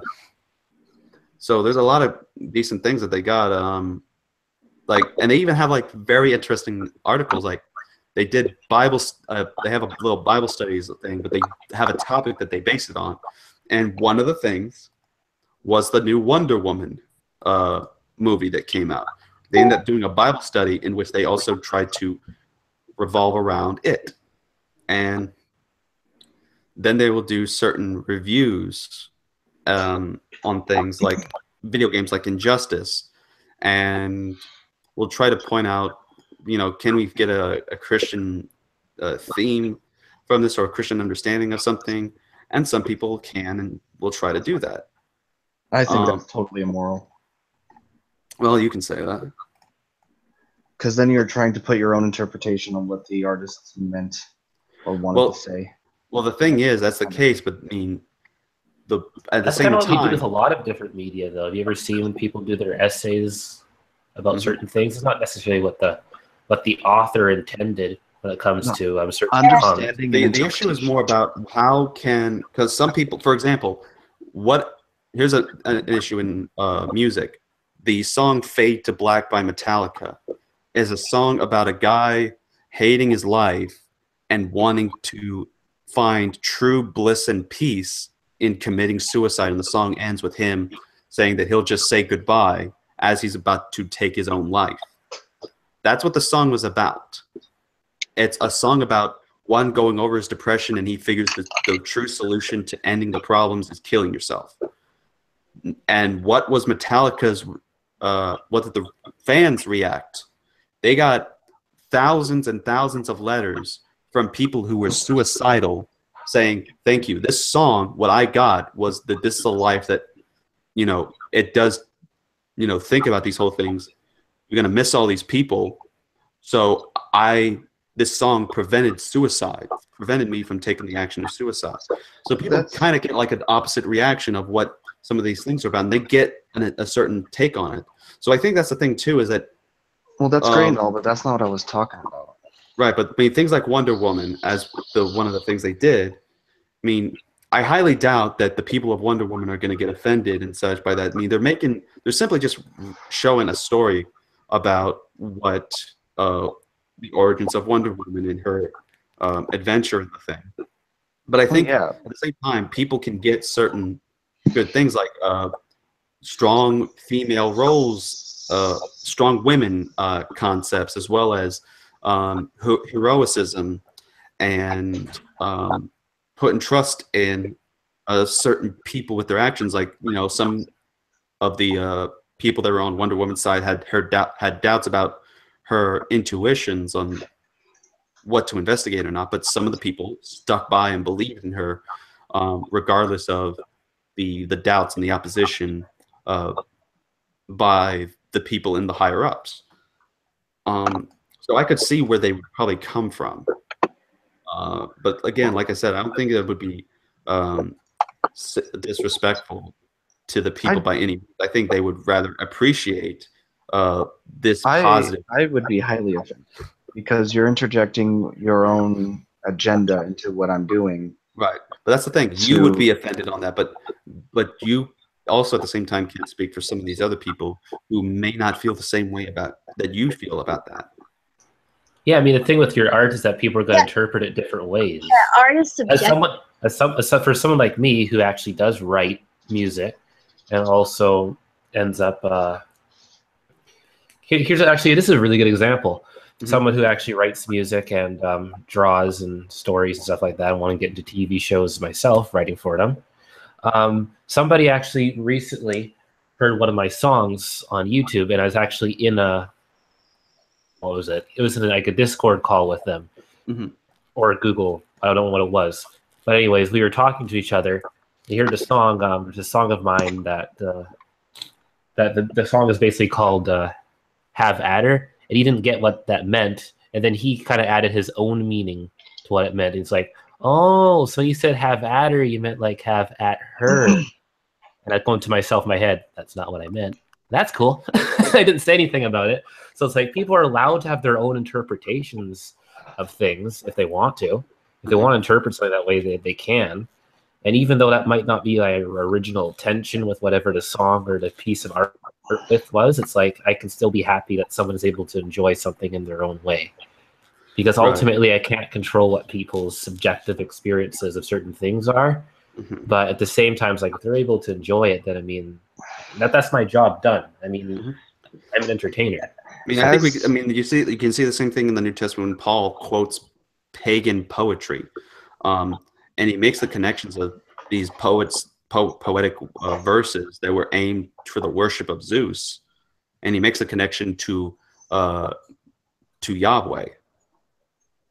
So I mean, not just in the biblical terms, I mean, just in general. I mean, people can take something and they're going to be able to put a spin on certain things. Now, rather it be disrespectful to the person or not, that's another topic. The point is, how does this affect the person and the certain message that they are trying to get across and what they hold to in convictions? I think that is the key issue that needs to be focused on. Not rather this person meant for that to be understood or not, but rather if someone is using that literature, what are they doing it for? What is the final connection? And I would like to go more onto this, but we have 15 more minutes left before we have to close the lines down and go off air. But yeah, so we're going to try to see if we can move on to some of the other people in the live chat. I'm going to see if 36 Cars Mars, or whatever, has a question. Because we could use some more interesting diversities. But yeah, hopefully if karate cars can talk, because like I said, apparently I must have turned cars into a newt. So hopefully that problem gets fixed. Oh yeah, here's one from K-Dove. What exactly do Calvinists believe with regards to free will? In regards to choice, we believe you can make a decision, make a choice, but your decisions are ultimately going to be limited in regards to your to what your nature wants and desires. That ultimately is what Calvinists believe, is that we have certain limits. Like, for example, I can't fly. So I can't make that decision because my nature limits me in that. I can't lift up a 400-pound boulder because my nature in regards to my body and my strength limit me in that. Didn't drink enough milk. I did not drink enough milk. Either that, I just need one of the Super Mario mushrooms. Calm down there, Edward. Calm down. I don't have my Edward meme, but that would have been the perfect time that I'd say that. There you go. I like milk. There you That's go. why you're short. There you are. Hey, shut up. But yeah, I mean, so in the same sense, for example, here's an analogy and just a basic idea that can help you understand. So let's say I wake up one morning for breakfast. I'm hungry. and all I have are Pop-Tarts. So it's the same thing. But the thing is, I have 5 different flavors of Pop-Tarts. So that's my breakfast. I'm only going to eat one of those. Now, I have to Sounds choose. like a pretty shitty breakfast, if you ask me. Well, for me, I end up getting full from that, so blame my stomach. So I have to choose one of those, and I'm obviously not going to blow my guts out by eating all of them and making myself fat. So am I going to choose wild berry? Am I going to choose the green Jolly Rancher flavor that was a limited time and I just happen to have it? Am I going to have chocolate? So many options that I have without the 5, and they're very diverse. Maybe when I woke up that morning, I decided to eat the chocolate Pop-Tarts. Maybe, and it was also because I had a craving for cocoa, chocolate, or something like that. And so that's one thing to keep in mind. I chose because of, why did I choose it? That's the question you must ask. Why did I make this decision to eat this? If you say that, well, because of some of the chocolate cravings you had or something, or it was the nearest one, all these things are factors that play an impact in making your decision. So you make a decision based upon certain factors, and I think that's the part where that's our nature, that we're inclined to make the decisions for. We have the decision and the freedom to make these choices, but there are factors and things within our nature that incline us to choose something over the other, meaning that we are going to want this more than we want the other option. So ultimately, that's what the free will issue is in regards to that. And apparently, also, Zemnis is saying Vic Mignogna can lift 1,000-pound rock. Yes! Again, his mother. This, you're my spirit animal. Wait, what? He's a little more than that, isn't he? Mm-hmm. Oh, shut up. Spirit Go animal. Oh, go. Did you say go home? Yes. That's my way of dismissing a obnoxious remark. Well then. But I am at home. I mean, I'm sitting here in my undergarments in a chair eating Cheetos. I mean, how am I not at home? You're dressed in more than I am. Are they mac and Cheetos? I may have lied about the Cheetos and being in my underwear. That's what I thought. Because you can't really have Cheetos unless you have the mac and Cheetos. Now, I've never had those. Those are tasty. It sounds like I'm going to get 18 different kinds of hepatitis from it, but I will enjoy every taste of it. There you go. So yeah. All right, so we have about 10 more minutes left before we shut off. Sorry, can't think of a question at the moment, Cars. Again, if you can think of a question real quick, feel free to get one. Remember, it can be in regards to religion or certain things that I have an opinion on or something like that. You know, just whatever you can think of on that. So don't feel too pressured on it. So we have that. Since we don't have anyone on Twitter or in that vicinity, how about we just do someone? Wait. Just if they have a question, then feel free to wait. Actually, Anase did say he had a question that he did want to ask. So let's go to him and then we'll open the thing up. Anase, what was your other question that you had? For somewhat selfish reasons, because I'm starting to work on a little project that'll probably never go anywhere, but I wanted to ask you, without going to a dictionary, what do you define as being a religion?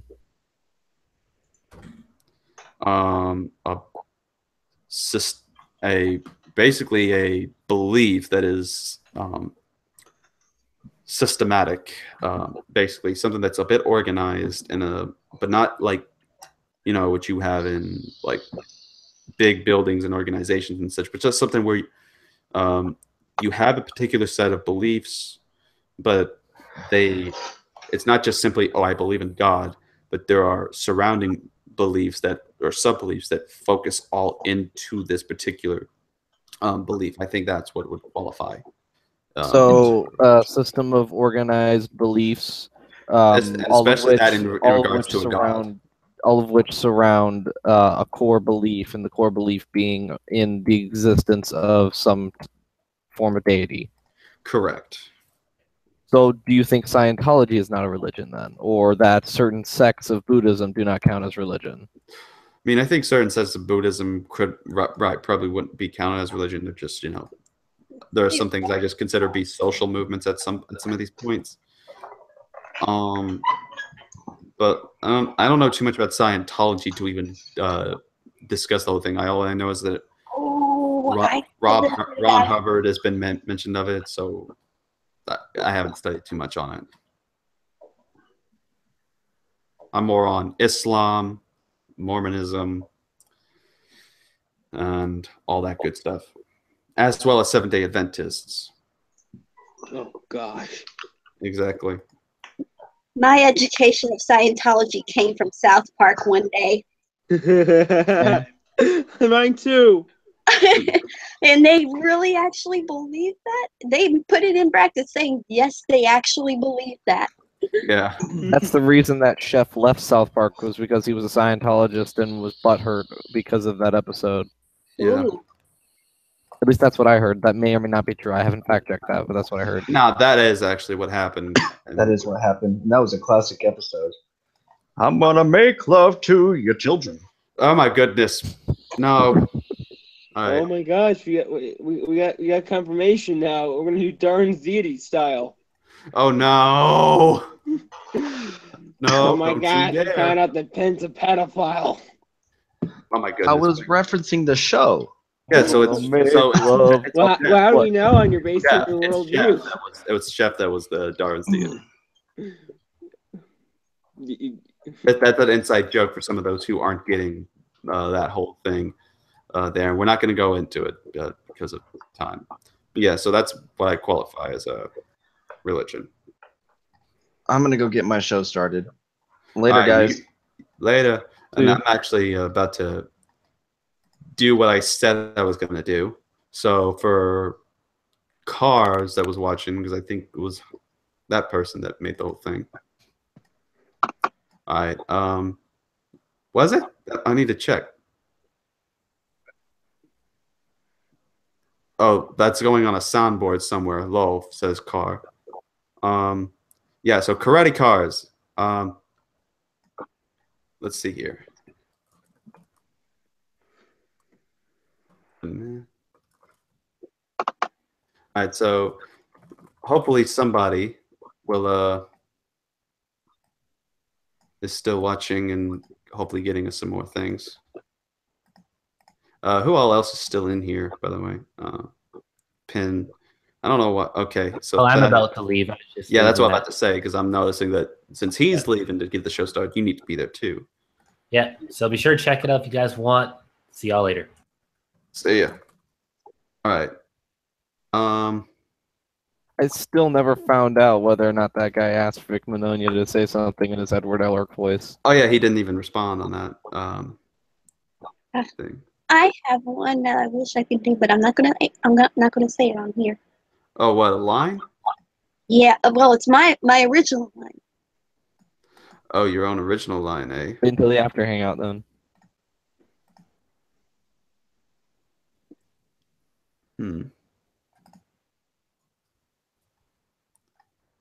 All right, so here we go. For the sake of Cars, I said I was going to do something with your line.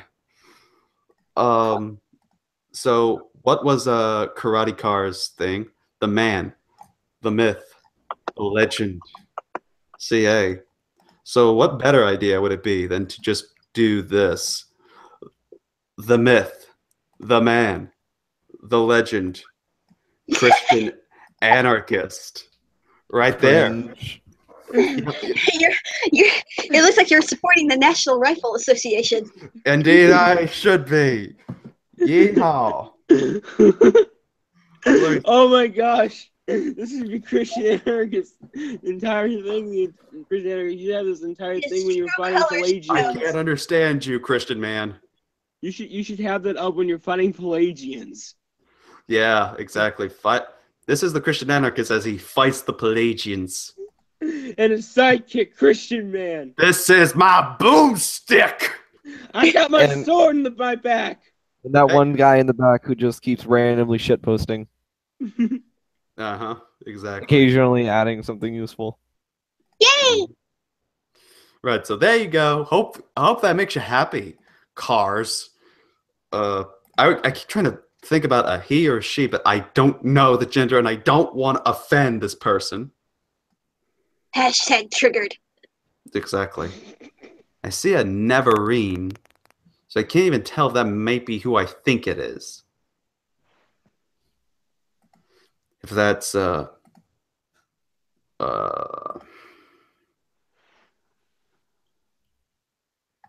what's his name? Let me see if I can find it, because I remember I was in a conversation with Neverine. I think it was One Prince or something like that. No, it's I think it's saying like it's what, that they're the friends or something. I think that was what it's trying to say, really. Yeah, this, because the person came from that same thing. I think. Anyways, I don't know. Okay, it is who I think it is. Never mind. I just thought it was. So there you go. But yeah. So we got time for one more question. Thank you all who are watched in the live chat and such for that. So is there anyone on here that has a question? We're gonna finish it off. I got a question. Wait, All right, you're can I gonna ask a wrap us up question? then. Okay. Aw. How do you get over with anger with people? Didn't you technically ask this question earlier? Yeah, kind of. Yeah, in a way. How to deal with stupid people online. No, yeah, Right. you're right. Anger was stupid. I mean, but no, I do understand where you're coming from on that. My way to deal with it is simply keep the mic muted, because you may say something you'll regret.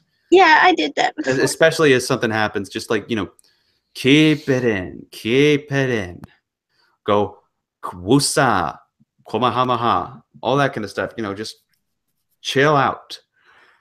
Make sure you have like something to drink. Maybe that'll, because sometimes that'll calm your nerves, especially soda. But I mean, just try not to cave into it, because here's how I say it. If someone is causing you to be angry, and if it may be like they say something foolish, or they're just saying just lies after lies after lies, let them kind of just display the foolishness, because in a way you can win as a result of that, because you're letting them expose themselves on that. That reminds me of Milo Yiannopoulos' position regarding, idiots and awful people speak. Exactly, pretty much. That's why I liked him in the alternative right then, because he was pretty much like, he was a gay Republican, and some people were just like very anti his whole thing, and he was just like, you can say all these things, but what's it really going to do? And, there's the gay part right there too of him. His sassiness came in at that point. Yeah, he gets to be all kinds of goofy, flamboyant, and it's perfectly acceptable. But to be fair to the people who celebrate National Straight Pride Day, I also like sometimes how what's his name ended up. He Steven Crowder sometimes handles his sassiness with the social justice types of things. But anyways, yeah, it's just pretty much let them expose themselves. That's pretty much how you do it. Because then that's when people, when they see that, then they don't take them seriously. So yeah. So that's really much of all I have to say. The only key thing that I hope you understand on the issue is that if someone gets you angry, just as a Christian, don't give in. Just because when we give a gentle answer, then sometimes that will work. And if they don't take it, then if you can do either two things, you can continue and still have the patience of a saint, or if you really think this is going to get to you, leave the room before you say something you regret. Either that or mute. That's the only thing you have if you want to avoid getting angry with somebody. Mm-hmm. Okay. Hope that helped. Thank you. Yeah, no problem, man. All right, so that's the time we got that's all the time we have for Ask Christian Anarchist number 35. Thank y'all again for making this whole thing possible. Hopefully we can try to go up 15 more episodes till we get to episode 50. That would be really something. In fact, I don't know, I'm going to try to do something in general, since we have we're about 12 more subscribers short of reaching 800 on this channel. So spread the word around. Get the people started on this. We need, if you get me to do 800 subscribers, You'll shave your head.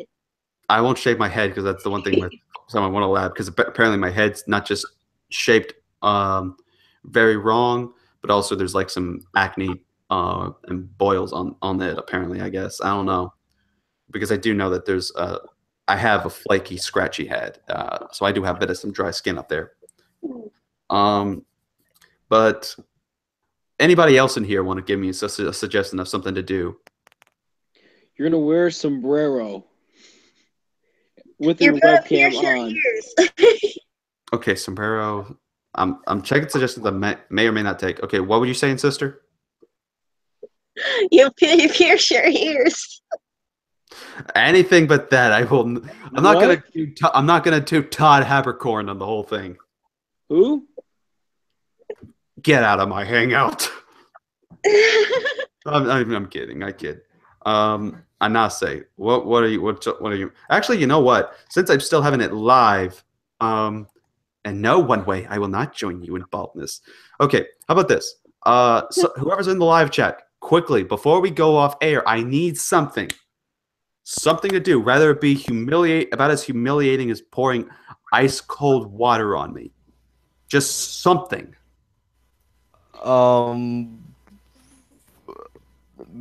Hold your nose and make piggy noises and say I'm a pig. I don't know. I don't know. Maybe dip yourself. Maybe dip yourself in. Maybe put yourself in a chicken costume, because since you like chicken. Chicken costume. I'll tell you what. If somebody wants to do that, and is friends with me, buy me a chicken costume and send that to me of your choice. That way you can decide what I have to look like. If you want to do that, if there's someone who's willing to do that. And you're gonna be on camera as well while you're doing the stream. Exactly. I can't do it on camera because my camera's actually broken. I'm gonna see if I'll actually do a little bit of something just so y'all can see. Yeah, exactly. How about eat raw eggs? How about you eat grasshoppers? No. I'll tell you what I'll do. Oh my, this is going to be something. Oh, Cars says I should get slime like old school Nickelodeon. I'll consider that. But here's what I am going to consider doing. And I may actually get my brother or sister to join me on this one. So let's see here. Because we have had a knack of wanting to do something involving spiciness. Oh God. So what I will do? You're not going to do the habanero pepper, are you? No, of course not, sis. I would hate No. for you to do that. I saw an episode. You know the Ghost Pepper challenge where they review the video games and stuff. Yeah. I watched an episode of Todd Habercorn, and sometimes I can't take him seriously sometimes because he's such a goofball. Oh my God, he got so red. I felt so bad for him. We may do Ghost Pepper My or heart. or the Carolina Reaper. What? What? Yes.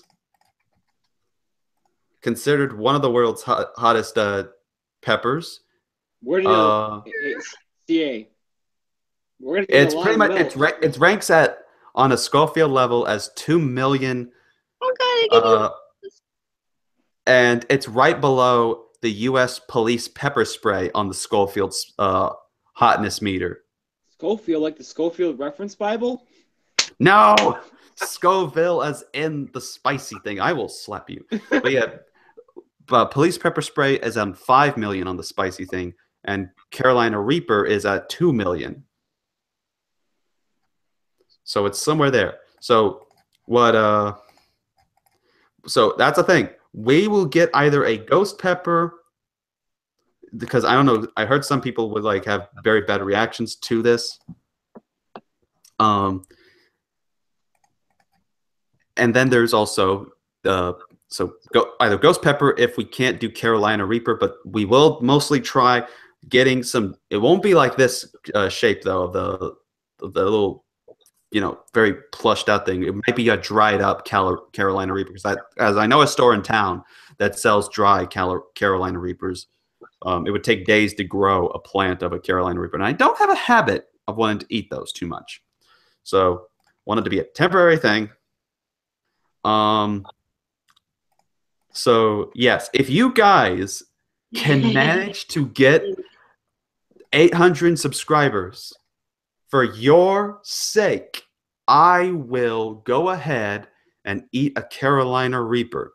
I will put myself, or at least I will put my mouth through the fires of hell, just for your sake.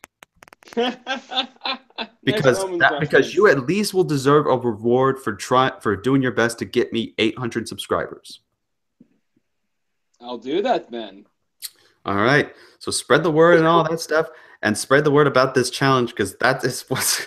Oh my goodness. Make sure you have bread and milk afterwards. Oh, I feel bad. No, that's the thing. Me and my brother, me and whoever I'm doing this with, we're gonna have milk. Right We're next gonna to have us. milk out the wazoo. So that way, if it gets too much, we have a backup. Mhm. I'm gonna bring a cow with us. Yeah. Anyways, so we'll see. We'll just see how that turns out. But anyways, that is the news for y'all. So until then, this has been the Christian Anarchist. Shalom Aleichem. Peace be upon you, because I wish that upon you. And now have a good night.